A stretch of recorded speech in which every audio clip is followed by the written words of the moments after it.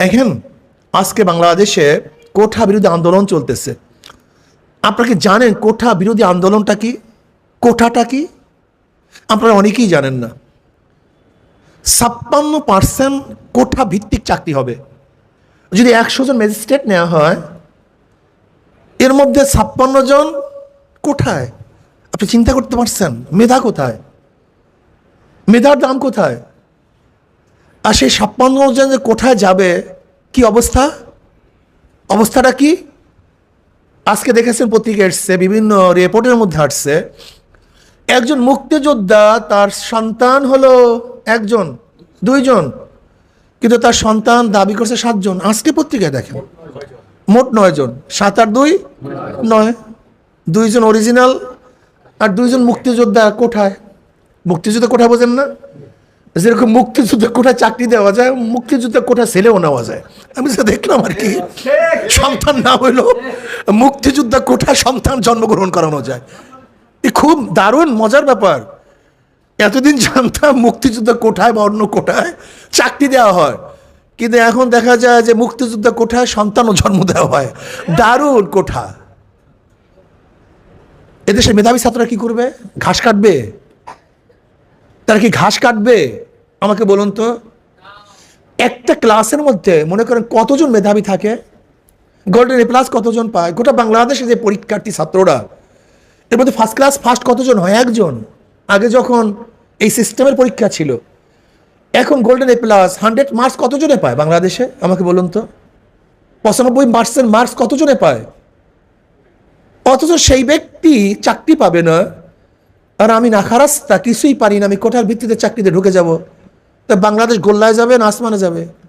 এটা গোল্লাই যাবে। সেই অবস্থা চলতেছে। এটা হতে পারে? এটা সম্ভব?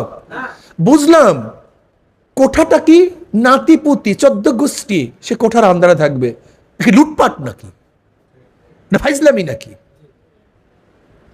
এদেশের খেটে খাওয়া মানুষের টাকা দিয়ে, এদেশের রক্ত ঝরা মানুষের টাকা দিয়ে, ঘাম ঝরানো মানুষের টাকা দিয়ে, আজকে খাজনা ট্যাক্স ভ্যাটের পয়সা দিয়ে এখানে পাগলামি চলবে, যা ইচ্ছা তাই চলবে, যা চলতে দেওয়া হবে না।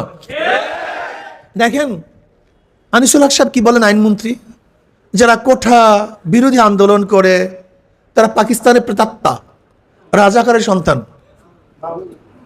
এই রাজাকার আর মুক্তিযোদ্ধা, এই বৈষম্যমূলক 2টা শব্দকে বাংলাদেশ থেকে তুলে দিতে হবে। এই 2টা শব্দ হলো বাংলাদেশকে ধ্বংস করার চক্রান্ত। কোথায় 55 বছর চলে গেছে আজকে স্বাধীনতার বয়স, এখন কিসের বৈষম্যতা আসবে? এখন ভারতের রাজাকাররাই এই শব্দ জিয়ে রাখতে চায়। ভারতের রাজাকাররা, যারা এই দেশকে ভারত করতে চায়। ইদানিং দেখেছেন আপনি প্রাইম মিনিস্টার ভারতের সাথে যে আবারও গোলামি চুক্তি করেছে, 3টা চুক্তি নবায়ন করেছে আর 7টা চুক্তি নতুন করেছে। বাংলাদেশের কপালে কিছু না। ওহি আলু কি তরকারি জু পহলি থি সো আব ভি হ্যায়। ওই যে আমরা আলু তরকারি প্রথম থেকেও খাইতেছি, আজকেও সেই আলু তরকারি। কপালের মধ্যে গোশ আর মাছ নাই। ওহি আলু কি তরকারি জু পহলি থি সো আব ভি হ্যায়। একই আলু তরকারি। অথচ ভারত আমাদের বুকের উপর থেকে যাবে, ভারত আমাদেরকে কিছুই দিবে না। নেপালে যাওয়ার জন্য মাত্র 22 কিলোমিটার রাস্তা, ভুটানে যাওয়ার জন্য মাত্র 35 কিলোমিটার রাস্তা, সেখানে আমরা ট্রানজিট পাচ্ছি না। অথচ ভুটান থেকে, নেপাল থেকে বহুত পাথর আসে, বহুত গাছ আসে, যা সাগরের মধ্য থেকে অনেক টাকা লাগে।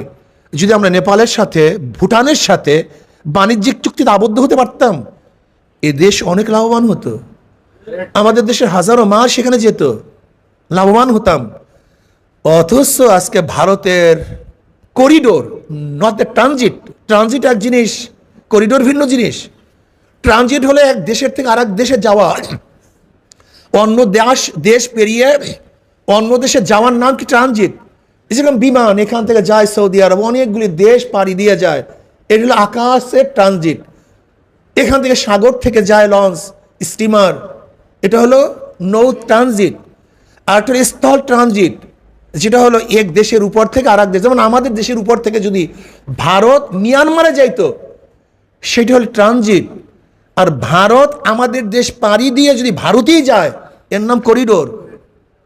কথাটা বুঝাতে পারেন নাই? এর নাম কি? এখানে ভারত, এখানেও ভারত, মাঝখানে আমাদের দেশ। আমাদের দেশ ব্যবহার করে ভারত ভারতে যাবে, এর নাম কি ভাই? আর যদি আমাদের দেশ ব্যবহার করে ভারত মিয়ানমারে যেত, এটার নাম কি? ট্রানজিট। ট্রানজিট এক জিনিস, করিডোর ভিন্ন জিনিস।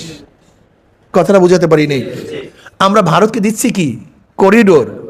অথচ আমরা ট্রানজিট চাই, যে আন্তর্জাতিক আইন, সেটা আমাদেরকে ভারত দিচ্ছে না। আপনি কি জানেন মোংলা বন্দর ভারতকে ছেড়ে দিয়েছি, চিটাং বন্দর ভারতকে ছেড়ে দিয়েছি? কিভাবে ছাড়ছি জানেন? আপনি বিশ্বাস করতে পারবেন না, যদি ভারত আমাদের দেশের কোনো জাহাজ মাল খালি করে, ওই মুহূর্তে যদি ভারতের জাহাজ আসে, তা চুক্তিটা হলো এই যে স্বামীর দেশের জাহাজকে আগে অগ্রাধিকার দিয়ে আমাদের দেশের জাহাজকে সেখান থেকে বিদায় নিতে হবে, সরে যেতে হবে। বুঝাতে পারিনি? স্বামীর দেশ বুঝেন নাই তো আবার অনেকে, এর জন্য চুপচাপ আছেন। ভারতের সাথে আমাদের বাংলাদেশের সম্পর্কটা স্বামী স্ত্রী সম্পর্ক। আমাদের দেশে ভারতের সাথে সম্পর্কটা কি ভাই? আমি বলিনি, পররাষ্ট্রমন্ত্রী বলছে স্বামী স্ত্রী সম্পর্ক। মোমেন সাহেব, সে তো পররাষ্ট্রমন্ত্রী, ভুল বলছি, আইনমন্ত্রী নয়, পররাষ্ট্রমন্ত্রী। তাহলে দেখেন যে একজন স্বামী হবে, একজন স্ত্রী তো হবে। এখন যাকে স্বামী বানান আর যাকে স্ত্রী বানান, সাধারণত স্ত্রী তো একটু ছোটই হয়, স্বামী তো বড় হয়েছে। ভারত যেহেতু বড়, এর জন্য স্বামী বানাই দিলাম আর কি। যাই হোক, আমি সেটা বলতে চাই না। আমি যেটা বলতে চাই, যেখানে আমাদের সাথে গোলামি চুক্তি হচ্ছে, আমাদের দেশ পাড়িয়ে তারা দেশে যাবে, অথচ আমাদের কোনো স্বার্থ নেই। কত ইনকাম হয়েছে করিডোর থেকে আমরা জানতে চাই। আজকে নৌবন্দর থেকে কত ইনকাম হয়েছে আমরা জানতে চাই। আপনি শুধু পদ্মা সেতুর থেকে প্রতি মাসে কত ইনকাম হয় এটা জানান। তা ভারতকে যে এত বড় করিডোর দিয়ে দিছি, সেখানে কত ইনকাম হয় এটা আমার জানার দরকার আছে কি নাই? অবশ্যই জানার দরকার আছে। আমরা জানতে চাই কত ইনকাম হয়েছে। ভারত আমাদের বন্ধু কি শত্রু, এই বিষয়ে সেদিকে বরিশালে বক্তৃতা করেছি, আপনারা শুনে নিয়েন, এটা দরকার আছে। যাই হোক, বাংলাদেশে মেধার ভিত্তিতে চাকরি হবে, কোঠার ভিত্তিতে নয়। কিসের ভিত্তিতে? না কোঠার ভিত্তিতে। আপনারা একমত না দ্বিমত? আমরা সবাই একমত। কাজী যারা কোঠা বিরোধী আন্দোলন করছে, আমরা তাদের সাথে সম্পূর্ণ একত্রিত ঘোষণা করছি। কি করছি ভাই? যদি তাদের উপরে অন্যায়, অবিচার, জুলুম করা হয়, তাহলে বাংলাদেশের প্রত্যেকটা নাগরিক ঐক্যবদ্ধভাবে এই কোঠা বিরোধী আন্দোলনে ঝাঁপিয়ে পড়বে ইনশাআল্লাহ। এই কোঠার পক্ষে আওয়ামী লীগ কেন? এটা হলো তার পেটুয়া বানিয়ে পাহারা পাড়ার জন্য, পেটুয়া বাহিনী পানার জন্য ভালো একটা পদ্ধতি। বন্দুকটা রাখতে চায় কার কাঁধে? হাইকোর্টের উপরে, বিচারালয়ের উপরে। আরে ভাই, বিচারপতি স্পষ্ট বলিয়ে দিয়েছেন, এটা আমাদের কাজ না, সংসদের কাজ, সরকারের কাজ। সরকার আইন প্রণয়ন করতে পারে। আপনাকে জানেন সংসদ এবং বিচারালয়ের মধ্যে পার্থক্যটা কি? এটা আমরা অনেকেই জানি না। সংসদ আইন প্রণয়ন করে আর বিচারালয় সেটা বাস্তবায়ন করে। সংসদ আইন প্রণয়ন করে, সুপ্রিম কোর্ট, হাইকোর্ট আইনের ব্যাখ্যা প্রদান করে। কথাটা বুঝাতে পারিনি? কিন্তু নতুন আইন করার তো ক্ষমতা হাইকোর্টের নাই। হাইকোর্ট তো ব্যাখ্যা দিবে, আইন অনুযায়ী চলবে, আইন অনুযায়ী বিচার করবে। যদি কোনো ব্যাখ্যার প্রয়োজন হয়, সেটা সুপ্রিম কোর্ট, হাইকোর্ট ব্যাখ্যা দিবে। কিন্তু নতুন আইন প্রণয়ন কে করবে? সংসদ করবে। কোন আইন বাতিল কে করবে? সংসদ করবে। এর কাজ তো সরকারের, এটা তো হাইকোর্টের কাজ না। কাজী সরকার যে হাইকোর্টের উপরে বন্দুক রাখার চেষ্টা করতেছে, এদেশের জনগণ এত পাগল না, এত জাহেল না। তুমি যা বলবা তাই শুনবে না। আমরা চাই এটা বিচারালয়ের কোনো কাজই না, এটা সম্পূর্ণ সরকারের কাজ। কাজে সরকারকে বলবো, ছাত্ররা যে ন্যায্য দাবি করছে, ওরা কি দাবি করছে? মেধার ভিত্তিতে, পরীক্ষার ভিত্তিতে চাকরি হবে। এটা তো আমিও চাই, আপনিও চান। কি কথা ঠিক না? কিন্তু যারা পিছনের রাস্তা দিয়ে ঢুকতে চায়, পিছনের ডোর ব্যবহার করতে চায়, তারা কিন্তু এটা চাবে না, তারা এটা চাইবে না। কাজে আমরা কোঠা বিরোধী আন্দোলনের পক্ষে। এই কোঠা ঠোঁটা চাই না। মেধার ভিত্তিতে চাকরি হবে, এদেশ উন্নয়ন হবে, চোর ডাকাত তৈয়ার হবে না। আসুন যুব আন্দোলনকে কাজ করতে হবে। যুব আন্দোলনকে ঐক্যবদ্ধভাবে কাজ করতে হবে। যদি যুব আন্দোলন ঐক্যবদ্ধভাবে কাজ না করে তাহলে এই আন্দোলন সাকসেস হওয়া সম্ভব না। কাজী আমি যুবকদেরকে বলবো, ছাত্রদেরকে বলবো, সবাইকে বলবো, আসুন দেশপ্রেমিক, দেশকে বিক্রি করার চক্রান্ত চলতেছে। আজকে চীনের অবস্থাটা কি? চীন কি করছে? চীন যে 21টা বা 22টা চুক্তি করছে, কোনো চুক্তি, কোনো চুক্তি, এগুলো সব ফাজলামি। আজকে যে তিস্তা চুক্তি করার কথা ছিল চীনের, সেই তিস্তা চুক্তি কেন করলো না? এর কারণটা কোথায়? সরকার তো বলেছিল তিস্তা চুক্তি হবে চীনের সাথে, আবার সেখানে ভারত ইনভলভ কেন হলো? এটা তো আমাদের দেশের তিস্তা হবে, সেটা ভারতের এখানে কাজটা কি? কিন্তু চীন যখনই দেখছে ভারত এখানে ইনভলভ হয়েছে, চীন কি করছে? ফিরে গেছে। আপনি কি জানেন এবার শেখ হাসিনা সরকারকে চীন কত টাকা ঋণ দিবে জানেন? মাত্র 1600 কোটি টাকা। কত কোটি টাকা? 1600 কোটি টাকা। অথচ ফরিদপুরের ছাত্রলীগের এক সভাপতি এ দেশ থেকে পাচার করছে কত হাজার কোটি টাকা? কথা বলেন না কেন? আর চীন মাত্র দেবে কত টাকা? এই টাকা এত খয়রাতও না, এ তো আপনাদের এই ময়মনসিংহের ড্রেন করার জন্য যে টাকা বরাদ্দ হয় সে টাকাও তো এটা না, সে টাকাও না। এর জন্য তড়িঘড়ি করে সময়ের আগে চীন থেকে চলে আসছে। আমরা লজ্জিত, আমরা দুঃখিত, আমরা মর্মাহত। আপনি ভাববেন একজন রাজনৈতিক বন্ধু আর একজন উন্নয়ন বন্ধু, ও ডাল চাল হামার আর ফুটেঙ্কা তোমারা, উন্নয়ন করবো আমি আর রাজনৈতিক চুক্তি করবো তুমি ভারতের সাথে। এই উন্নয়নের টাকা কোনো পাগলে বরাদ্দ দেয়? আমাকে বলেন তো, কি আজীব মানুষ এদের, মাথার মধ্যে কোনো গোলটোল আছে কিনা আমি জানি না। ওবায়দুল কাদের সাহেব কি বললেন? ভারত আমাদের রাজনৈতিক বন্ধু আর চীন আমাদের উন্নয়নের বন্ধু। খাওয়াবো দাওয়াবো আমি, প্রেম করবো তোমার সাথে, কথা বল। এরকম প্রেমে কি করে পাগলেও খাওয়ায় আমাকে বলেন তো? হ্যাঁ, শাড়ি কাপড় দেবো আমি, লিপস্টিক আর সোনো সব দেবো আমি, আর তুমি আড্ডা মারবো মুখের সাথে। এরকম শাড়ি চুরি কেউ দেয় কাউকে? আমাকে বলেন তো, কি পাগল? এ বলতেছে রাজনৈতিক বন্ধু হলো চীন, এটা ভারত, আর উন্নয়নের তার মানে লিপস্টিক, ফেস পাউডার আর কি কি জানি ব্যবহার করে মহিলা, আমি জানিও না, এগুলো আমি কিনিও না। কিনে অন্য মানুষের দরকার আমাদের সবারই, কথা ঠিক না? ওরা কিনে নেয়, কিন্তু ব্যাপারটা হলো সব কিনে দেবো আমি, আর তুমি টাঙ্কি মারবো আর একজনের সাথে, কথাবার্তা বলবো আর একজনের সাথে, প্রেম নিবেদন করবো আর একজনের সাথে, ভালোবাসা করবো আর একজনের সাথে। এরকম কোন পাগল প্রেমিক আছে বলে আমার জানা নেই। এই বেয়াকুব কোন প্রেমিক দুনিয়াতে আছে বলে আমার জানা নেই। আজকে আপনি স্পষ্ট ঘোষণা দিবেন রাজনৈতিক সম্পর্ক তোমার সাথে আর উন্নয়নের সম্পর্ক তোমার সাথে। কেন তোমাকে উন্নয়ন করবো কেন? স্বার্থটা কি আমাকে বলুন তো?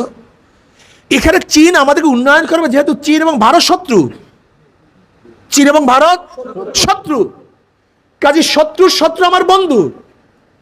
যদি ভারত বাংলাদেশকে কন্ট্রোল করে তাহলে ভারতের শক্তি বাড়ে, আর যদি চীন বাংলাদেশকে কন্ট্রোল করে তাহলে, এখন আপনি সম্পর্ক রাখবেন ভারতের সাথে আর আপনাকে মোটা তাজা করবো আমি। কি আজীব এদের মেধা, কি আজীব এদের রাজনৈতিক কৌশল। এর জন্য সোজা কথা, চীনের প্রেসিডেন্ট হাত ধোয়াইয়া ভালো মতো কসকো সাবান দিয়ে আর সারেক্সেল দিয়ে ভালো মতো ধোয়াইয়া পাঠাই দিয়েছে, যাও। লজ্জায় সময় পর্যন্ত আর অপেক্ষা করেন না, আগেই তিনি চলে আসছেন। ওদিকে গেছেন তিনি আমাদের প্রাইম মিনিস্টার ভারতে। এক দেশের প্রাইম মিনিস্টার যদি যায় সে দেশের প্রাইম মিনিস্টার তাকে রিসিভ করে, অথচ আমাদের দেশে প্রাইম মিনিস্টার সেখানে গেছে মনে হয় যেন মুখ্যমন্ত্রী আসছেন। ভারতের একজন বড় মন্ত্রীও তাকে রিসিভ করে না, বড় একজন মন্ত্রীও না, কিন্তু বড় একজন মন্ত্রীও না। সিকিম হয়ে যাবে দেশ। সিকিমের প্রেসিডেন্ট ছিলেন লেনদুপ দর্জি। লেনদুপ দর্জি নিজে বলেন, যখন আমি স্বাধীন ছিলাম তখন ভারতের প্রাইম মিনিস্টার আমাকে রিসিপশন করতো লাল গালিচা বিছিয়ে, কিন্তু আমি যখন দেশকে বিক্রি করে দিলাম ভারতের কাছে, ভারতের একজন লিডারের সাথে দেখা করতো, মাসকে মাস অপেক্ষা করতে হয়েছে, কিন্তু ভালো একজন লিডারের সাথে আমি দেখা করতে পারিনি। আজকে সেই লেনদুপ দর্জিকে আজকে যারা সমর্থন মানে অভ্যর্থনা জানায়, আমাদের দেশে লেনদুপ দর্জিকে যারা অভ্যর্থনা জানায়, তারা ভারতে কোনো ভালো মিনিস্টারও না, একেবারে তৃতীয় কাতারের একজন সচিব বা সহকারী সচিব, প্রতিমন্ত্রী, তারা তাকে অভ্যর্থনা জানাই। এরা আমাদের জন্য লজ্জা। আপনি কি জানেন আমাদের প্রাইম মিনিস্টার ভারতে যাওয়ার পরে তাকে কি সম্বোধন করছে? মুখ্যমন্ত্রী। একবার না দুইবার মুখ্যমন্ত্রী। আর মুখ্যমন্ত্রী কাকে বলে জানেন? ভারতের কোনো প্রদেশের প্রধানকে মুখ্যমন্ত্রী বলা হয়। তার মানে তাদের যে ম্যাপ ইধানি ওরা ছাড়ছে, সেই ম্যাপের মধ্যে আমাদের বাংলাদেশকে আলাদা রাখে নাই, ওরা ভারতের অন্তর্ভুক্ত করে নিয়েছে। ওদের ভবিষ্যৎ টার্গেট আজকে হোক কালকে হোক অখণ্ড ভারত, আবার এই বাংলাদেশকে ওরা অ্যাক্ট করবে। এর জন্য যুবক সমাজকে ঐক্যবদ্ধ হতে হবে, সচেতন হতে হবে, এই ভূখণ্ডকে রক্ষা করতে হবে। এই ভূখণ্ডের দালালদেরকে আর একবার যুদ্ধের মাধ্যমে এদেশ থেকে উৎখাত করতে হবে ইনশাআল্লাহ। তাহলে আল্লাহ আমাকে এবং আমাদের সবাইকে সচেতন হয়ে দেশ রক্ষার আন্দোলনে, দেশকে উন্নয়নের আন্দোলনে শরীক হওয়ার, কাজ করার, যুদ্ধ করার, জিহাদ করার তৌফিক আল্লাহ আমাদের সবাইকে দান করেন। আর চুরির ব্যাপারে কি বলবো, তা তো দেখেছেন, বেনজির, মতিউর, আসাদ, এগুলি কিছু না। মতিউরকে মতিউর বানাইছে কে? বেনজিরকে বেনজির কে বানাইছে? এই বেনজির এক সময় র্যাবের প্রধান ছিল, এই বেনজির এক সময় আইজির প্রধান ছিল, পুলিশের প্রধান ছিল, আইজি ছিল। এই বেনজিরের র্যাবের প্রধান এবং পুলিশের প্রধান, এই দুই অবস্থায় শেখ হাসিনা দুইবার অবৈধ ক্ষমতায় আসছে এনার কারণে। এই আজিজকে বানাইছে। আজকে আমরা সংসদে কি শুনি? জিরো টলারেন্স ঘোষণা করবে। কে করবে? সন্ত্রাসীদের গডফাদার, সে নাকি জিরো টলারেন্স ঘোষণা করবে। এ তো শেখ হাসিনা নেতৃত্বে আজিজ হয়েছে, শেখ হাসিনার নেতৃত্বে বেনজির হয়েছে, শেখ হাসিনার নেতৃত্বে মতিউর হয়েছে, শেখ হাসিনার নেতৃত্বে আসাদ হয়েছে। যদি বেনজির দুর্নীতিবাজ হয়, তা আমরা বলবো শেখ হাসিনা দুর্নীতিবাজের গডফাদার।